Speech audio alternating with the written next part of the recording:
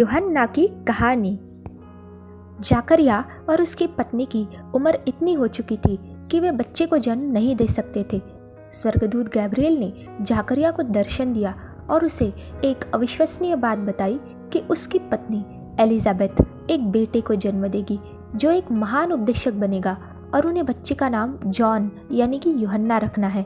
ये उसी की कहानी है। यूहन्ना के पिता जाकरिया मंदिर में याजक का काम किया करते। याजक यानी कि जो मंदिर में धूप जलाता है और परमेश्वर की मंदिर में सेवा करता है। जाकरिया की पत्नी का नाम एलिजाबेथ था।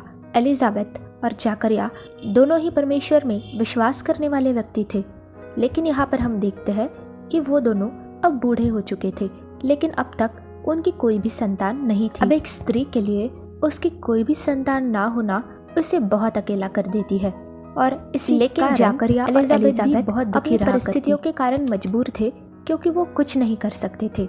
ऐसे ही एक दिन जाकरिया जब मंदिर में परमेश्वर की सेवा कर रहा था और धूप जला रहा था, तब एक तेज रोशनी जाकरिया के सामने प्रकट होती है। वो इतनी तेज थी कि जाकरिया अपनी आंखें नहीं खोल पा रहा था और देखते ही देखते एक सफेद कपड़े पहने हुआ व्यक्ति जिसके सुनहरे बाल थे जाकरिया के सामने आया और जाकरिया उसे देखकर डर गया। वो व्यक्ति परमेश्वर का भेजा हुआ स्वर्गदूत था जिसका नाम था जिब्राइल। जिब्राइल ने जाकरिया से कहा, डर मत, मैं परमेश्वर की ओर से आया हूँ ताकि मैं तुझे कुछ बता सकूं। देख, तेरा एक पुत्र होगा जिसका नाम तू यूहन्ना रखेगा।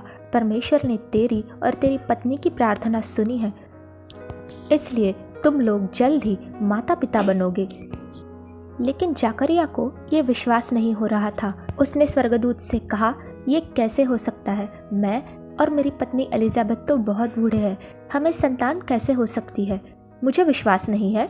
तब स्वर्गदूत ने उससे कहा, ठीक है, तूने आज अविश्वास दिखाया है, इसलिए तुझे विश्वास दिलाने के लिए मैं ऐसा करता हूँ कि जब तक परमेश्वर का ये वादा तेरे जीवन में पूरा न हो जाए तो बोल नहीं सकेगा।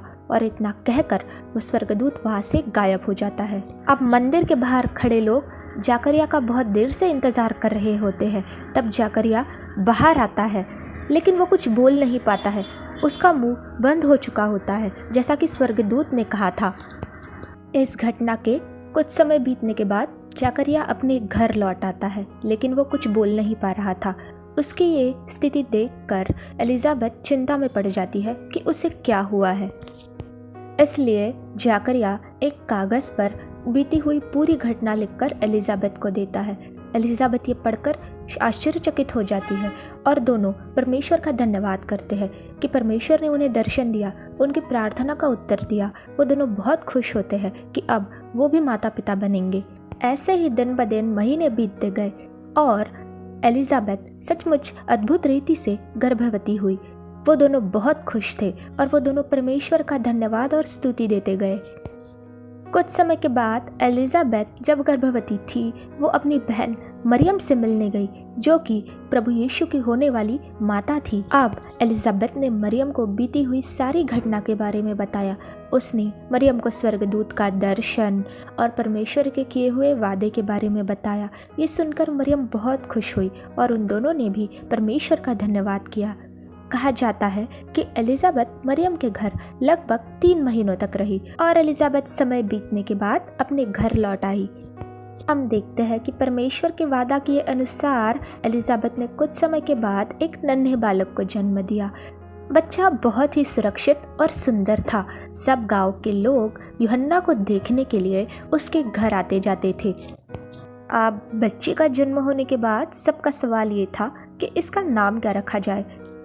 तब जाकरिया ने एक कागज़ पर लिखा यूहन्ना और उसी समय जाकरिया बोलने लगा क्योंकि परमेश्वर का वादा अब पूरा हो चुका था। परमेश्वर ने अपने वादे के अनुसार उन दोनों को आशीषित किया। छोटा यूहन्ना बहुत ही शरारती और नन्हा था। अब वो बड़ा होता गया